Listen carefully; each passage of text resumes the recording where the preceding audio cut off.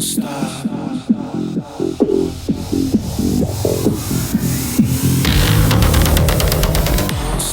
thanks for joining me on the Everything and Anything and a Bit Gay podcast. I'm your host, Zach Randles-Friedman. I am doing some intros today, and one of the intros I'm doing is with a fellow podcaster, which is who you're going to hear my interview with today. And what I've said before, and what I'm going to say it again. What I love about doing this particular podcast is that I get to meet all these different kinds of people that I normally probably would have no interaction with, or I wouldn't have learned about them or found out about them. And so that's what's amazing about this, is that I get to learn about people's lives, and I get to share those experiences with you, and you get to hear about them, and they're inspiring people. And, I think it also makes me reflect on things about myself, and some of these guests had made me really kind of grown, and I've grown in so many ways because of this podcast, and just thought of things differently. And again, I've said this before in previous episodes, but the way I think about what happens after you die, and just how you should live your life, and having friends, and at what point do you walk away from things, and what's important in your life and what's not important, and what's keeps some people jaded on things. And just, I learned so much from people, and just maybe it's not from those people, but it's from the conversations that I have that make me think. Because just even when the episode's over, a lot of times I'll reflect back on it. Most guests make me reflect back on something, and I'll think about, maybe it can make me think about anything. Like, it can make me think about things that I'm grateful for, things that I've been uncomfortable being a part of, or uncomfortable moments in my life, or when I cared what people thought. And, it's just all those things. This podcast helps me grow as a person. And again, I get to meet all these amazing people that, again, most of them are inspiring and aspirational, and just like the way they're living their lives. And it's so crazy that, this is how I feel about friendships today. I have some great friends. I have some close friends that I will be friends with for the rest of my life. But I think the people that I have, that I know now, I can count all of my amazing close friends on both hands. So let's say I have, 10 friends that I'm in not constant contact, but I'm in good contact with. And those 10 people are friends for the rest of my life. I know until the day I die, those 10 people will be my friends. Then I have some other people that are friends that I keep up with, and I've known for a lot of my life, and I'll remain friends with them. Maybe I don't talk with them once a week and stuff, but I care about them a lot. I want to see them at some point again. And so you have all these different types of friends. And then you have friends that, that are like kind of acquaintances that, maybe you'll see again someday, maybe you won't. You keep up with them if you ever run into them, great. And then you have friends that you just don't give a shit about anymore. And I think and I'm bringing this all back around because some of the people that I interview my podcast, I'm like, oh my God, this is somebody I would like to have in my life, because I think they're so amazing. I think their life is amazing. I think their story is amazing. Who they are, who they want to become, or where they've been and where they are now just makes me love them as a person. And there's just a couple of people that I have interviewed over the past couple of years, and I'm just like, wow, this person is they're fascinating to me. Their vibe, I just get it, and they get me. And I love it whenever I do a podcast, and it's not until the very end where I look at the timing of where we are in the podcast. I'm like, oh shit, I'm on a podcast, because I've completely zoned out and forgot that I was talking with somebody on a podcast. It's like And I realized this whole conversation was just recorded for other people to listen to. And that's when I know it was a good episode, because I've completely zoned out that I was talking to somebody. And those are the podcasts that I love the most. And that's happened so many times over the past year. And yeah, and that's where I'm at with my guest and friends. And I don't know why I went into this rant, but I just, the guy I'm meeting that you're going to listen to today, he has his own podcast, and he has an interesting podcast where his podcast is called the Randomness of Nothing podcast, TRON. So he kind of built a show around things that he's curious about, or the humans behind the creation of certain things. And, he kind of says his podcast, you could think of it as the Discovery Channel or the History Channel vibe. And he's kind of just starting out his podcast. I think it's going to be really successful. Like, I really liked his energy and his vibe, and I liked what he was talking about. And he only does things that he wants to talk about, which I think is so important. Because I think if your podcast gets too big and you have this whole team of people behind you giving you show ideas all the time and booking guests for you that you're not interested in. I mean, there's been some guests that I've had come on where I had no interest in kind of talking with them. And sometimes they end up I'm like, oh, that was actually a good podcast. And there's been only a few people where I'm just like, oh my God, this person, I had no desire. They were not at all who they were representing themselves as, or their publicist was representing them as. And when they came on, they did not know how to be interviewed, and they've never gone through media training, and they've never done a podcast interview or any interview. And it was just like pulling teeth to get them to have a personality. And so it happens, but it's all part of the podcast world, and it's all part of me growing. And I think this is all part of my guest growing today, where he is probably going to experience the same thing because he's early on in his podcast.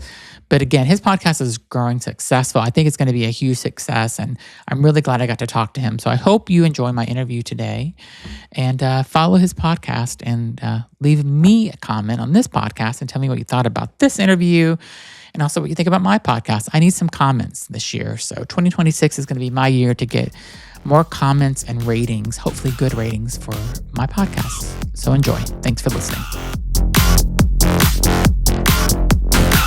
Thanks so much for joining me on the Everything and Anything and a Bit Tape podcast. My guest today is a fellow podcaster, and those are the best guests because they know exactly how to talk and how to act and how to have good video.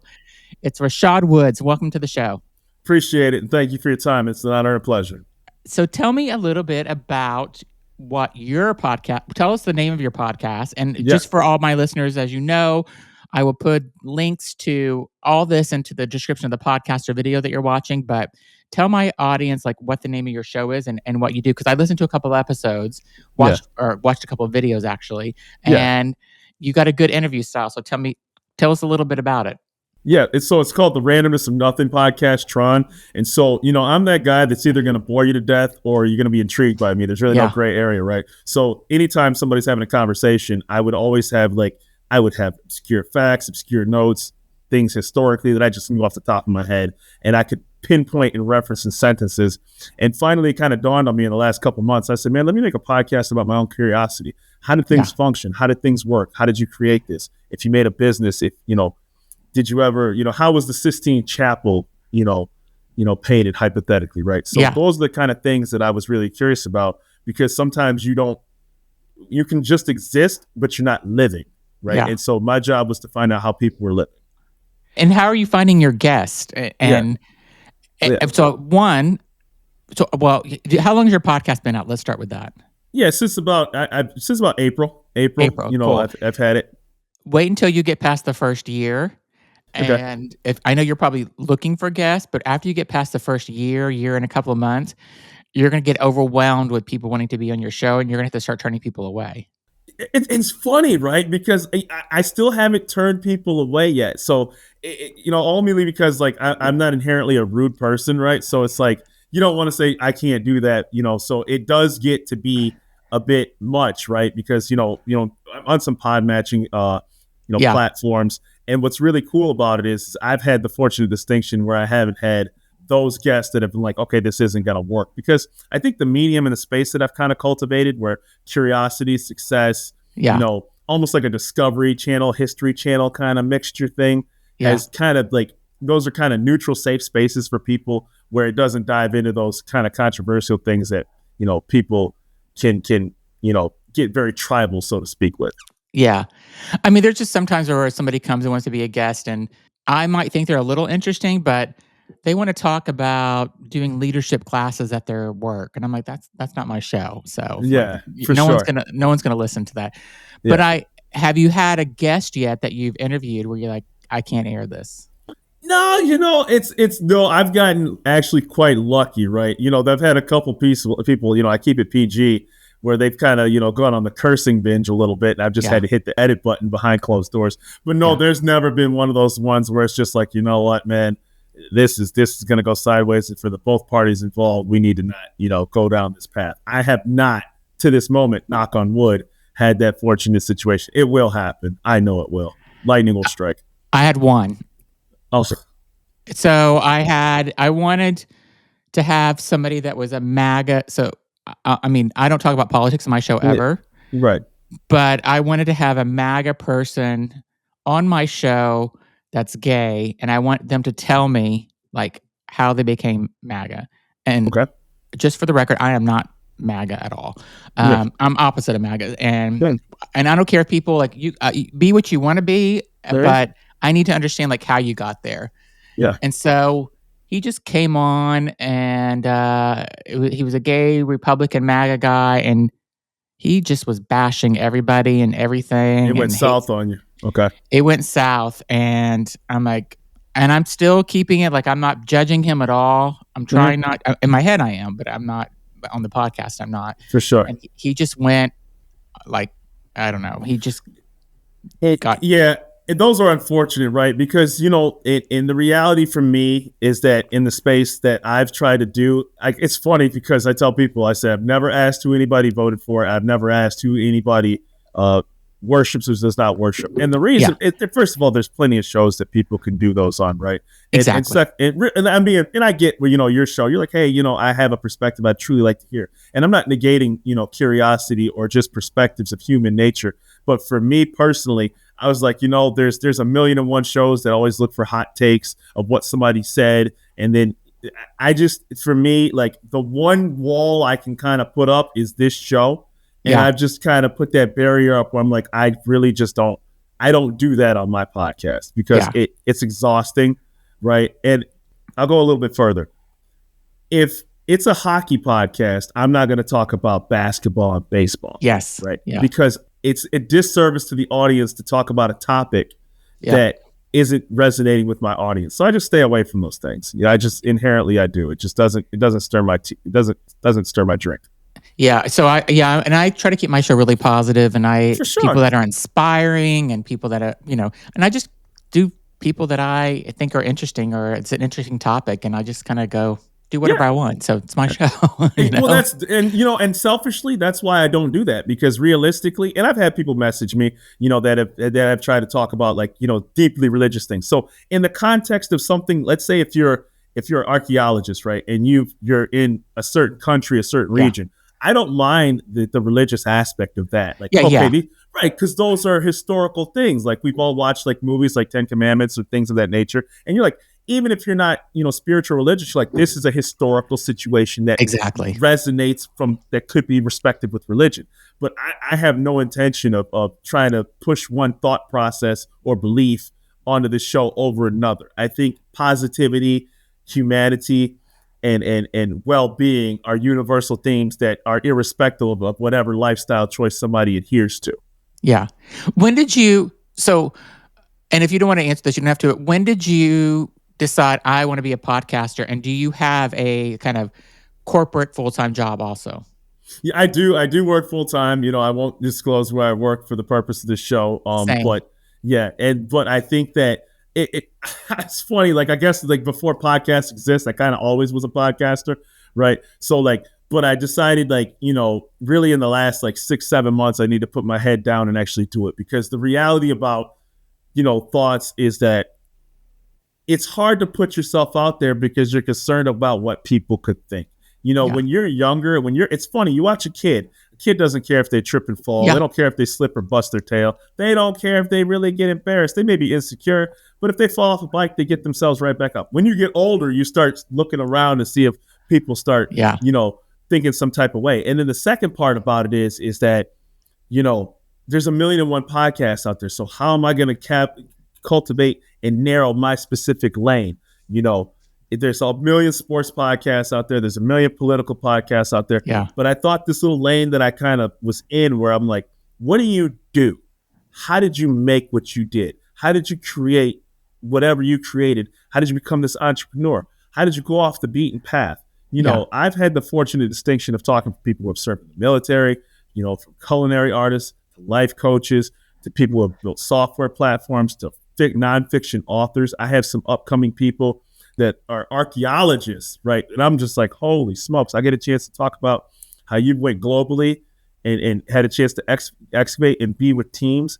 And this, your world can sometimes be your zip code, can be your county, and the world is much bigger than that. Yeah. And until you start doing the podcast like you did, whether it's a good experience or a bad experience, you got the opportunity to meet and speak with people and see worlds and perspectives that you would never have done if you had just stayed in your little pocket. Yeah. I mean, my podcast has made me completely change my view on what happens when you die, because of the people I have spoken to. So, I've met such incredible, inspiring people. Yeah. I had this one woman, I'll just tell you that I had this one woman who was married to her husband for 17 years. He came home from a business trip in London. He says, I got to tell you something. I cheated on you.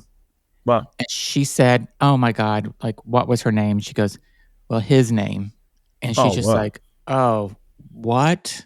Wow. Yeah. Then a couple months later, he said, I got to tell you something. I've been cheating on you for the last 10 years with men, women, everything. Oh my goodness.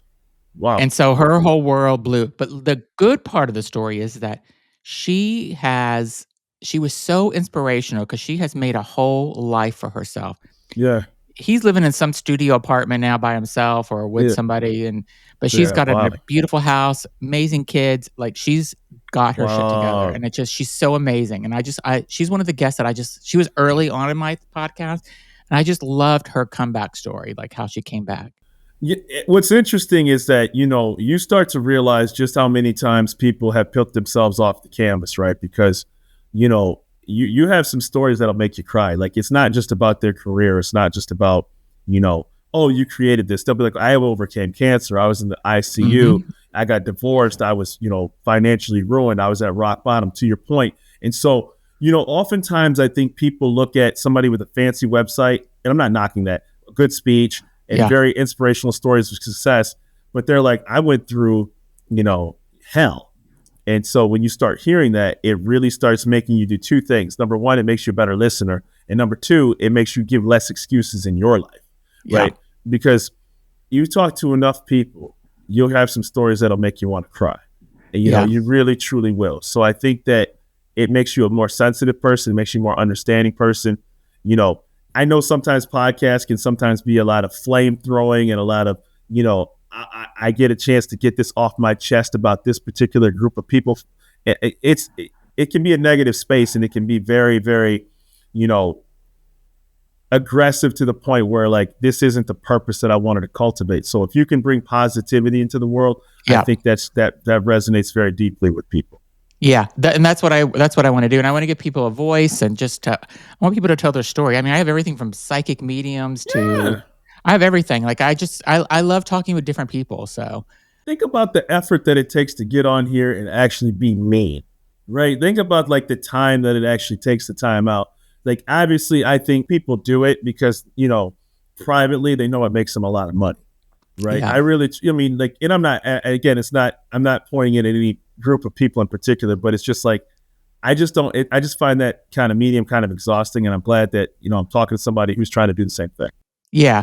So who's been your favorite guest that you've had so far? The one that you're like, oh man, you left the podcast, which I've left so many podcasts where I'm like, this is my favorite one. And then another one kind of like, okay, they're both my favorite. So who do I pick? Like, Or I Yeah. think about them for like the other weird thing about me is that I'll have a podcast guest. I'm like, God, I want to be their friend. I want to go to dinner with them. Yeah, I want yeah, to like. There's so many people that I like want to be friends with, and even though they don't even live anywhere near Boston, but yeah, like yeah. who's been yours? I've had a few, I brought this woman up a number of times. One was Elizabeth Salaroo. She was in the UK. She's a luxury baker and luxury pastries and things like that. She's cooked for the family members of the Wow. royal family, right?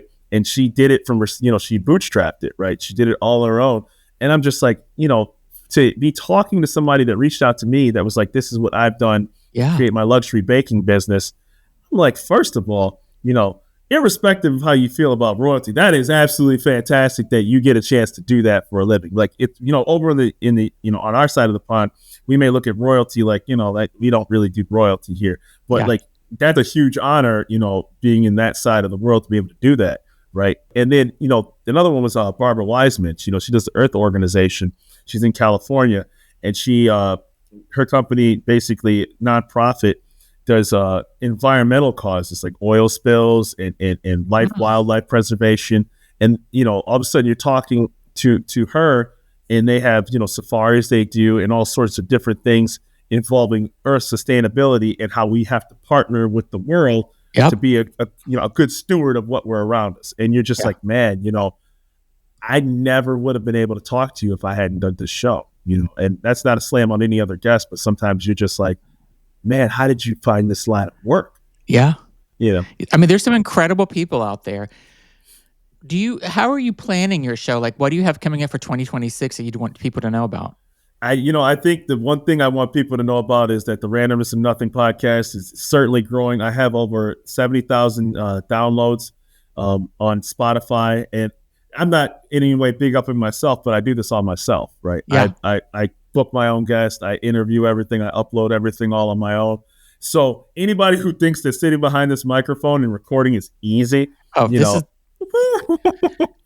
this is another full-time job I'm doing here. It's tough, man. It's a tough one. It's a grind. But I think that right now when I see my stats and when I see I got people listening in Spain, I got people listening in Germany. Isn't it that incredible when you see that? Oh my gosh, dude! Like you're like, what? You're like, seriously? Somebody is taking time out in another country and time zone and thought that I was interesting. Like this bum here, right? It's just like living, either in his house or, in his studio. Yeah. I'm not fancy. I'm not on like Sky TV or NBC or whatever, right? And you're just like, somewhere in the universe, you found what I was talking about was fascinating, which is amazing.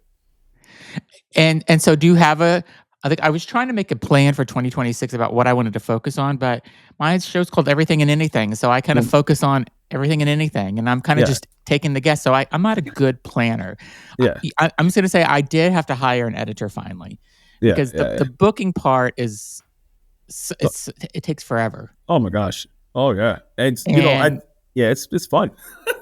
But I hired an editor, and I liked editing, but I hired a professional editor, and he's doing a much better job than I was doing, and it just took so much time off my table. Plus, he knows what he's doing, and he gives me some advice here and there about, this was a great interview. This one you could have done a little better, or whatever. And I want that feedback. I want that constructive feedback. So. Yeah, and you find out real quick that you typically gravitate towards the things you're good at and ignore the things that you're terrible at. Like I'm terrible at social media. And I mean, when I first got in, I was in college when Facebook dropped, right? So it was all about connecting with your college classmates, and then it morphs into this massive, meta universe, and then all these other platforms, right? Yeah. I was still around when MySpace was a thing, right? Same. So, right. So asking me to be know all the algorithms and the hashtags. Some people truly love and live for that. I'm just like, dude, can you just post it? Hopefully I get some nice clicks. But you can't do that when you're trying to cultivate something really, large and good. That's the effort you have to put into it. So I'm like, I'm a good interviewer, I'm a good booker, I think, but do I want to be on social media posting? No, it's better to get somebody who knows what they're doing in that regard and making clips that resonate with people. I will say this, for 2026, one of the big things that I really want to do is I want to be on site at places that make things and create things, right? So let's say if you make plastic cups, right? And you could be like, hey, we drink a plastic cup every freaking day. Yeah, but how is it molded? How does it know to get the chemical compounds and the resins and the dye and the coloring and then the packaging to it, right? And then who are their customers, right? So like I would love to be able to, if you make stuff like that, if you create things like that, I want to be like, hey, on site, this is the chief technology officer, this is the product engineer, as much as you can show and disclose, how does this work? I think the next level of evolution of the show is to go to places that create things and be there when it happens. Yeah, your podcast is going to do good because you have that super curiosity. So you're going to keep growing. Yeah. That's when a podcast is good. It's I appreciate that. I think it's almost just because maybe I'm too stupid to make that stuff myself, and I need to talk to the smart people that do. No, I mean, it's like if you're thinking that's interesting. So when you said it, I'm like, oh yeah, that would be an interesting podcast to listen to. So I mean, the other thing is I have an advisor, and we talk about imposter syndrome, and which I don't know if you have that, where you're like, why are people listening to me? Like, and I'm like, why do I have this many listeners? And why is this happening? And how did my Instagram grow like this? Like, and he's like, you got to go with it. Like the numbers are there. Like, it's happening. Like, don't think that you're an imposter because you're not, because you've got real numbers.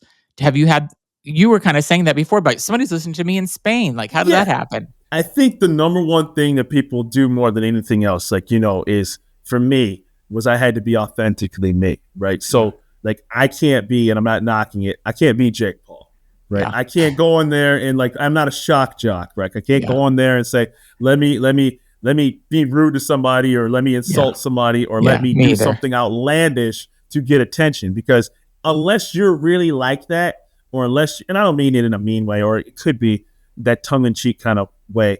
But the point is that, like, people who know me, they would be like, dude, what are you doing? Like, that's not who you are. Yeah. Right. And so it would be inauthentic, and then it wouldn't come across as well. So obviously the gold standard is, the Joe Rogans of the world that even though he's a mixed martial artist and a commentator, he really has a lot of nerd in him he's had Dan Aykroyd on there. He's had Neil deGrasse Tyson, it just gets to the pinpoint of curiosity. Right. So just because you may like basketball, like I played basketball, I played sports, right?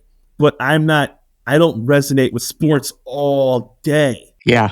I don't get drowned and I don't knock it. I got friends that love it. But I'm like, I would rather watch a documentary on World War II than watch 4 straight football games. Yeah. Right. Because those are the things that keep my mind kicking. I used to have an encyclopedia set in my room as a kid. And, I would just pull up random countries. Who led this country? How did this situation start?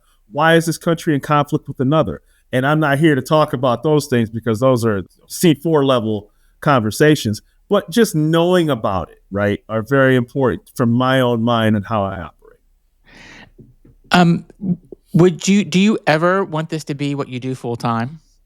I'll just take it a day at a time and see how the show grows. You know what I'm saying? Like, I'm just appreciative of the audience and the teams that I've worked with and how things are going and functioning. So, I don't get ahead of myself. I'm just very happy that people are listening to me. Yeah, same. Just when you're talking about Joe Rogan, like, he has some of the most interesting people on his show, where I love it when he's talking about, it's the nerd in me, where he's bringing in, talking about the aliens that are coming and all this stuff. I'm just like, God, I love this. Like like I don't agree all the time with his political views and stuff like that, but he's got the best guest. That's my point, right? So think about this for a minute, right? Like, how many people I had a gentleman, Bill Konklansky, I'm probably butchering his name, but he was part of the UFO of Michigan. So like, the chapter, that was one of my earlier guests, right? So like, you don't have to necessarily be like, I believe in this particular, green men are on the earth, but like talking to somebody who truly who has experiences or researches this or is involved in this organization and can dive deep into that topic, you can listen. Like 80% of podcasting is just listening and be like, okay, well, how did that get to that point? What, because, they can be very compelling. This really happened to them. And then you start seeing that they have, congressional hearings about, UFOs. So was the person that was basically told they were the crazy kid in the 80s suddenly really actually telling the truth the entire time? right? And so it's almost like one of those movies that you watch as a kid. You're like, dang, man, he was kind of right, because if you ask me about, extraterrestrials, I've always defaulted this statement. How come I never see one in my local Walmart when I'm walking? Yeah. Like, show me one in the middle of broad daylight. Don't show me something at 3:00 in the morning when you had one too many drinks. Show me one when I'm parking my car and I'm walking in the store. My most interesting guess was this woman. So do you know who Sean Ryan is? No, I'm not. I do not. Sean Ryan is a podcaster. Like, look him up. He has really, really great podcasts as well. Kind of like a Joe Rogan, but he has like these interesting guests. Sometimes but he had a woman on named Angela Ford. And Angela Ford did his podcast. And she basically in the 80s worked for the CIA. And she did this remote viewing for the CIA. And her story that she said on Sean Ryan, and she said it on my show too when I invited her on. She said basically there was a person that they were a most wanted criminal. She said she's able to kind of find where this person was. Amazing. She said he's in Wyoming at this hotel next to this store or whatever. Yeah. And they're like, no, he's in Florida. The CIA or FBI, like, no, he's in Florida somewhere because it was something to do with drugs. She's like, no, I'm telling you, he's in Wyoming. Yeah. And they're like, no, we're in Florida looking for him. That's where we know he's at somewhere there. A couple weeks later, they came back to her. She's like, he's in Wyoming in this hotel. They sent somebody there and got him. Wow. She's so fascinating. Yeah. Like she can like kind of go back in time and look. Sean Ryan asked her a question that she didn't like. She's like, did you see Jesus get crucified? No. And she's just like, no, I'm not talking about anything like that. So, and I sent her an email saying, would you want to be in my show? And she said yes. And she got me over 250,000 views on YouTube. That's amazing. That's amazing. And I loved her. And she was just like, she was so awesome and just an awesome guest. And she's an awesome person. And just, yeah. Because think about this right now. Like, it's easy to drive past your local grocery stores and go through your neighborhood, enjoy your free times and things like that. But like, how often would you get a chance to talk to a former member of the C? Like, literally, like that's not something that you can just bump into. So you have to have the platform to be interesting enough and curious enough, respectful enough, irrespective of the question that he asked her. I mean, there comes a point where you owe it to yourself to scratch that itch. To be like, how can I find out these things that I've always wanted to know about, but can't find it in my pocket that I live into, right? And so if you're willing to take those risks, if you're willing to put yourself out there, if you're willing to reach out to the right people, what you'll find out is a lot of these people really want to talk about the things. Maybe they couldn't talk about it because they worked for the government at the time, but now they're retired. They've moved to the private sector and they write books and they do public speeches. Well, one of the reasons that they need to start growing their brand or their post-life from that career is they have to go on shows, right? Even I've talked to dermatologists, and so even like you think like, oh, your skin, well, it's the largest organ in your body. It's the largest organ in you better take care of it. You better know about that mole, that bump, that discoloration, because they can kill you. Yeah. Do you have a dream guest? I have a couple actually. I'm a big boxing fan. I would love to have Terrence Crawford. I'm not sure if you know who Terrence Crawford is. Yeah, I do. Yeah. Oh man, I would. It would. And then I've always wanted, like this is gonna sound corny. I've always wanted to talk to Wesley Snipes. I can see that totally. First of all, like there was nobody cooler in the '90s than that. Yeah. Dude, right? So Blade, right? Like I watched Blade about 500 times, right? Yeah. Like literally, I watched I dressed as Blade for Halloween. Like you have to look at it. Sometimes how you can see yourself in somebody. Here's a dude who's 5'8". He's African American. He does comedy. He does. Is he only 5'8"? I thought he was like much 5'8", taller. 5'9". No, Wesley Snipes is not that tall. From my understanding, maybe 5'10". All the actors always look taller than they really are, though, because they're all short. I think. Yeah. Right. And so, like in the '90s, right, there weren't a lot of black superheroes, and here comes this vampire killer that does martial arts, and I do martial arts, right? And so you're just like, I see Wesley Snipes in myself, right? Yeah. Now, obviously, he's here and I'm here, but like I would love to interview Terrence Crawford and Wesley Snipes because I mean those are my heroes, man. Awesome. Mine is not reachable people at all, but you never know. Mine's Madonna, and then my other one is Michelle Obama. I'm sure that the list to get them interviewed is very, very, very heavy.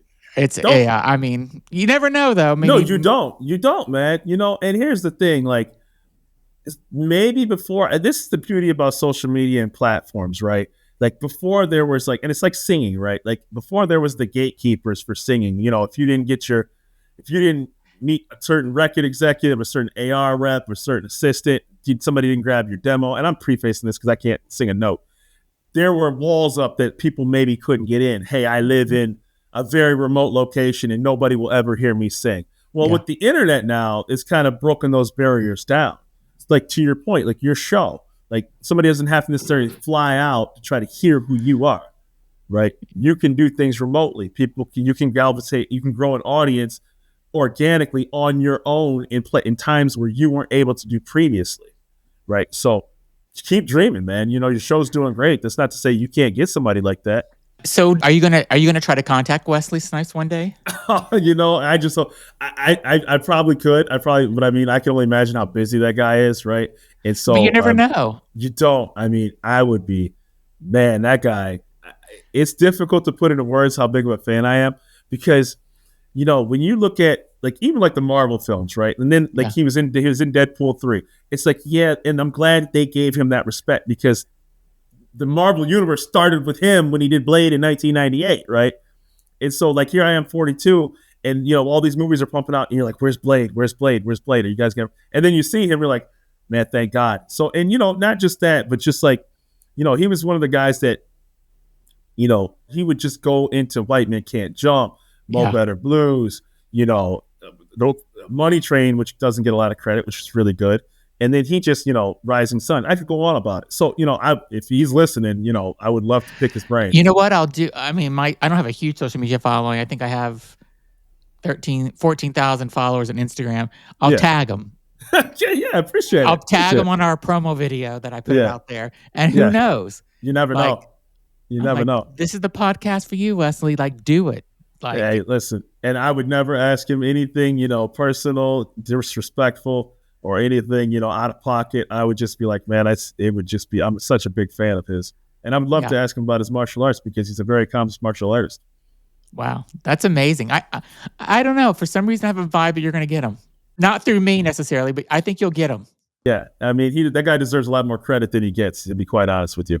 You know, but, you know, it's funny because, you know, when you do martial arts, and I talk about my martial arts on various other platforms, you don't realize, you know, when you start looking up the celebrities that are actually accomplished as martial arts, you're like, wow, this person's a black belt in this. Wow, this person's really accomplished in that. So, you know, somewhere in the universe, like I see myself in that guy just because I'm like, you know, he's a black belt and so am I. He kicked my tail, but, you know, it's kind of fun.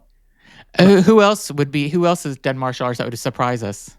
You know, who else? I would say Ashton Kutcher is a black belt in Brazilian Jiu-Jitsu. What? Ashton Kutcher. Yes. 150%. Wow, that's surprising. Yes. So and I do Jiu-Jitsu, right? And so I don't think the average person who has never done Jiu-Jitsu really understands how helpless you really are until you've actually gone against somebody, right? The difference between a white belt and a blue belt is a mountain climb. Like I'm a black belt in karate, I'm a brown belt in taekwondo, but I'm a white belt in jiu-jitsu. And so like in your mind, you could be like, okay, martial arts, I can translate there's a level of you're teachable. What that means is you're teachable and you're willing to listen. Your skills do not translate to something like that because it's all grappling and on the ground and on your back. But yeah, so Ashton Kutcher is a black belt. And then Ed O'Neill, Al Bundy. Yeah. Al Bundy's a black belt in jiu-jitsu. Brazilian jiu-jitsu. That's the most surprising. Yes. You would never, was it Modern Family he was on, I think? He was on, not Modern. Oh, yeah. He was on Modern Family too. Yeah. But I was thinking about a show from the 80s with Christina Applegate. Oh, my gosh. Married with Children. Married with Children, yeah. Yeah. Yeah, Ed O'Neill. Al Bundy is a black belt in Brazilian Jiu-Jitsu, right? That's funny. What's funny is when he got his black belt, you know how he always used to sink his hands that? Yeah.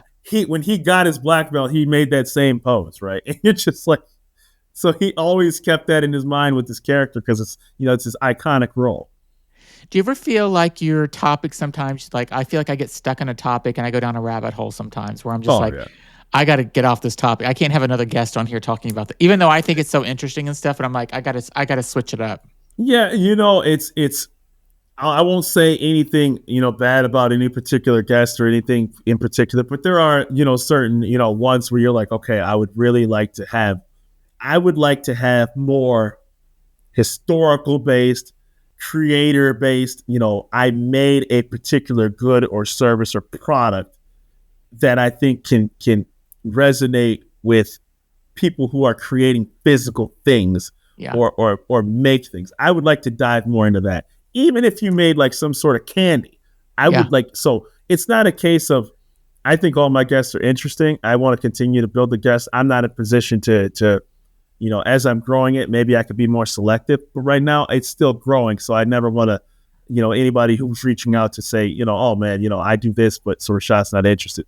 But I would generally like to say, hey man, I'm a candy maker, and I have this obscure brand that's very successful. Here's what I think you should do.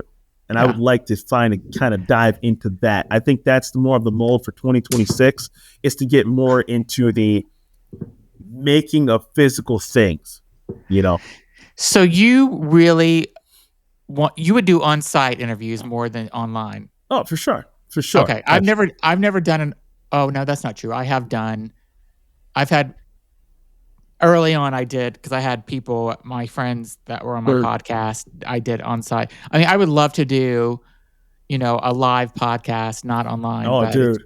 Oh, for sure. Because think about this. I've even talked to like some restaurant owners. Like, man, let's do a podcast just from your opening of your restaurant, right?